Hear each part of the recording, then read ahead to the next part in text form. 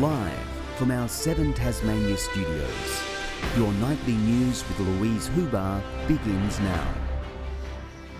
Good evening. We begin with some developing news tonight. Traffic chaos has broken out on one of Hobart's busiest roads after a truck rolled on the Tasman Bridge, bringing vehicles to a standstill this afternoon. Emergency services worked to free the driver who was trapped in the wreckage. The man has since been taken to the Royal Hobart Hospital for treatment following the incident. Locals have been forced to take alternate routes, with both ends of the bridge closed for hours. 2 lanes reopened a short time ago. A number of caravans have been damaged after fire tore through a Moona dealership this afternoon. Workers were quickly evacuated from the building, with a gas cylinder believed to be responsible for the incident, which has left a bill of more than $150,000. Onlookers watch on in horror as parts of a well-loved business go up in flames. It was quite confronting for the first arriving crews. They had flames above the ceiling, above the roof of the shed back there. Charred structures now left behind at the Jayco franchise on Main Road, with caravans in the firing line of a blaze that broke out in a small shed on the property. They had a caravan on fire, but probably most concerningly, they had a 90-kilogram gas cylinder that was venting and flaming. Emergency services were called to the scene shortly after 12:30 this afternoon as smoke billowed across Moona. Staff were ushered out of the building, thankfully uninjured. I've got a number of firefighters that are being treated by ambulance. It's mainly just for smoke and exhaustion. One of the workers also had a little bit of smoke, but they're all very insignificant injuries. Nearby businesses reported hearing loud bangs just moments before the blaze broke out, with this petrol station forced to shut its fuel operations for hours. Our main concern is gas cylinders. When gas cylinders are exposed to heat, there's obviously a lot of additional dangers. So priority number 1 was to cool the cylinders, which they've done, and now extinguished the fire. Grace Evans, 7 Tasmania News. The largest water infrastructure project in the state is nearing completion after nearly 18 months of construction. The Bryn Eston redevelopment is designed to improve Hobart's water quality and make the facility better equipped to handle high rainfall events.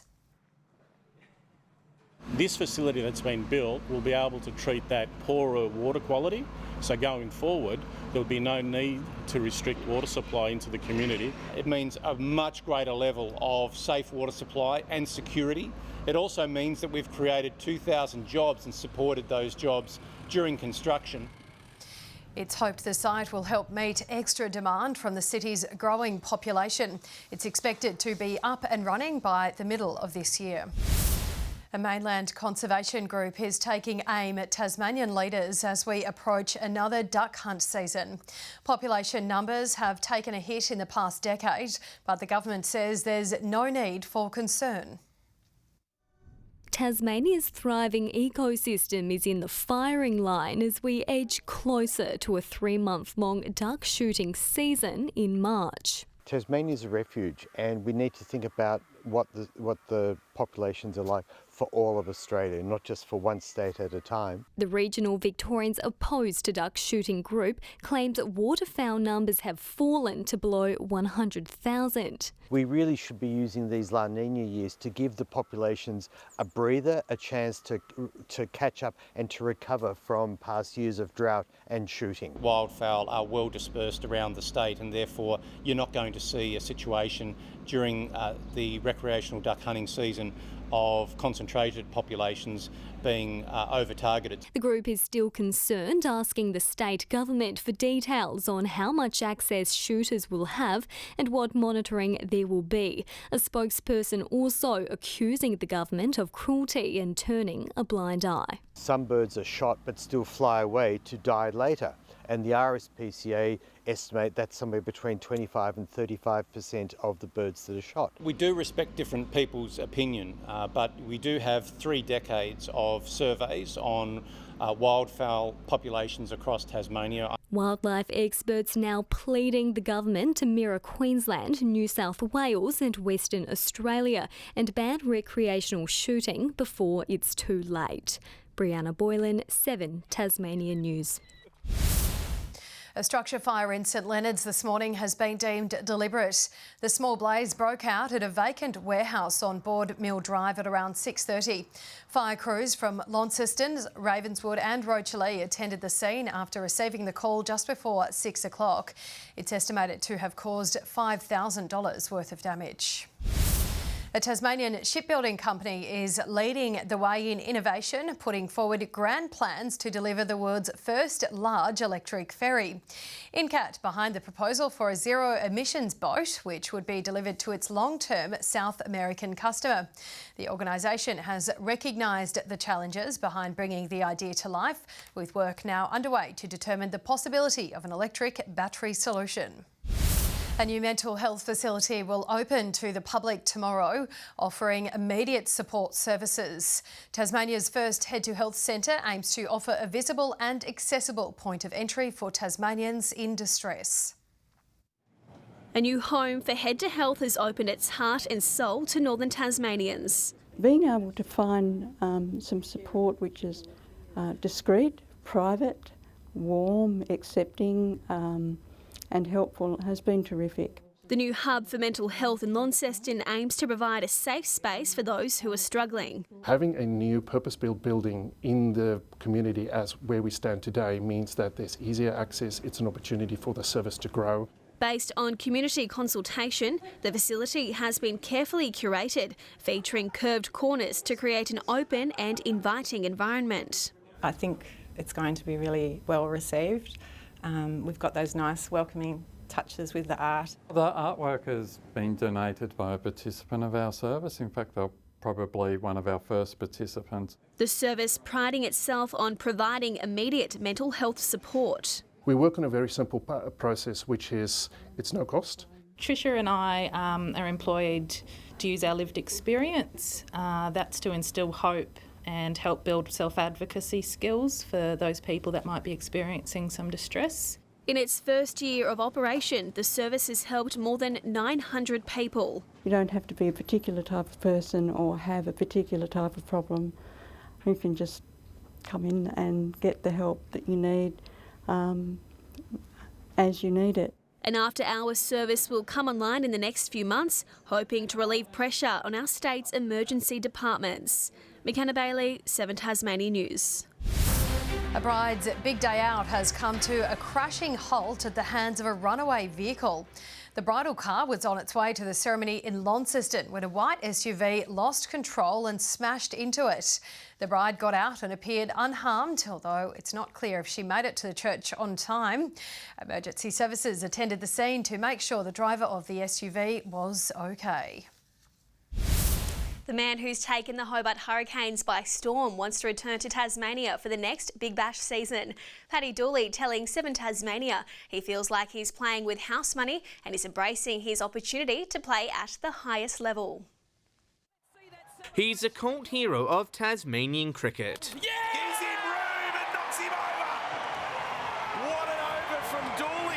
The man known as Hooly Dooley is on top of the world and enjoying the moment. Playing with house money and I'm just enjoying myself, and yeah, I'm like, every time I'm bowling to one of those top players, I'm terrified and I'm just trying to do my best to land my best ball. And the bowling action that has the cricket world talking wasn't his first choice. A Christmas Day impersonation of Indian star Jasper Bumrah the inspiration. With that in the backyard, left armers, and just sort of liked it for my rhythm, and sort of when I came into pre-season I tried it and it was sort of working and I went with it. The change a wise choice. Dooley has taken 15 scalps this season at an average of 12, conceding no more than 27 runs in a game.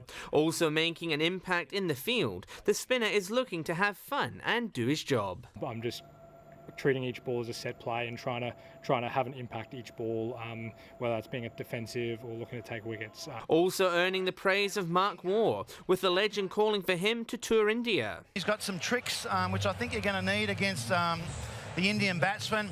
I have the family messaging me and stuff, and yeah, and again I had another Big Bash game short after that, and I was just thinking, you know, I've just got to focus on that game. From playing under lights to developing his skill set, the Queenslander continues to learn and improve.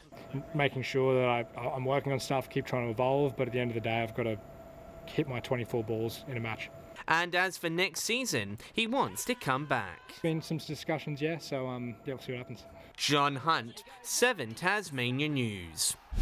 After months of preparation, Tasmania's best junior cricketers will face the country's most promising talent this week, with Hobart hosting the National Under-17 Boys Championship.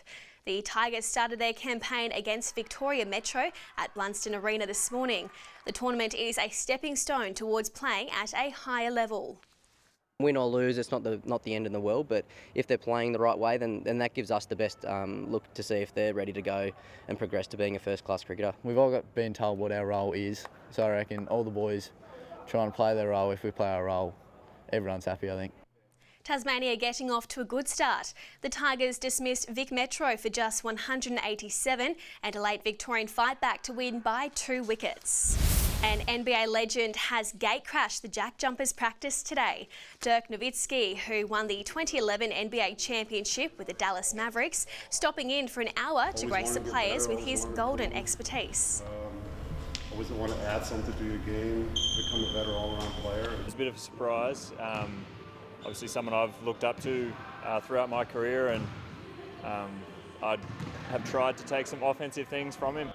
Nowitzki was a 14-time NBA All-Star and the 6th highest scorer in NBA history. The team will be in the north this Wednesday, taking on the southeast Melbourne Phoenix at the Launceston Silverdome.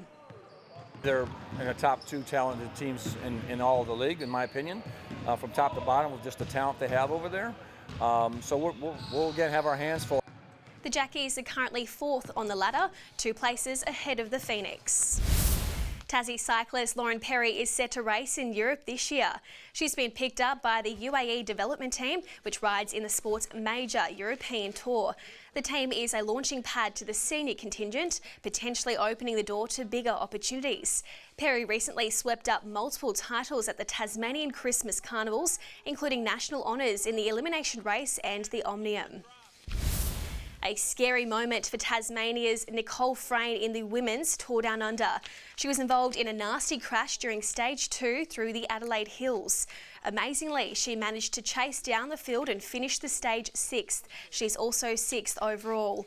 Georgia Baker and Anya Lowe have slipped to around 8 minutes off the pace. Former Latrobe Will winner Alex Manley has the leader's ochre jersey. Western United CEO is urging Tasmanians to get out and support this weekend's historic A-League doubleheader. United face Sydney in the men's and Brisbane in the women's at North Hobart Oval on Saturday. The club's boss says all teams will bring players with international experience to the city, challenging the local soccer community to show why the state deserves a place in the national competition. A really important occasion for us, and I think it's also important for the football community in Tasmania to show that the state is ready for a team. Around 2,000 tickets have already been sold.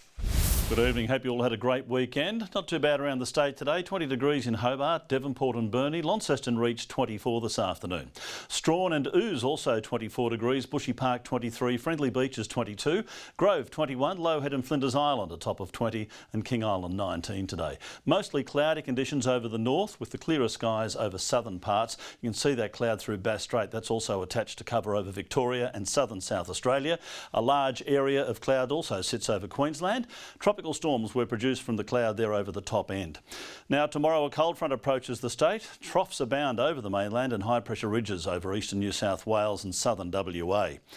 So as that front comes through, we've got the east nor'easterlies blowing at 15 to 25 knots, but up to 30 knots over the northwest and southeast, lighter winds over the lakes. Strong wind warning has been issued for waters between Sandy Cape and Flinders Island, and also from Wineglass Bay to Low Rocky Point.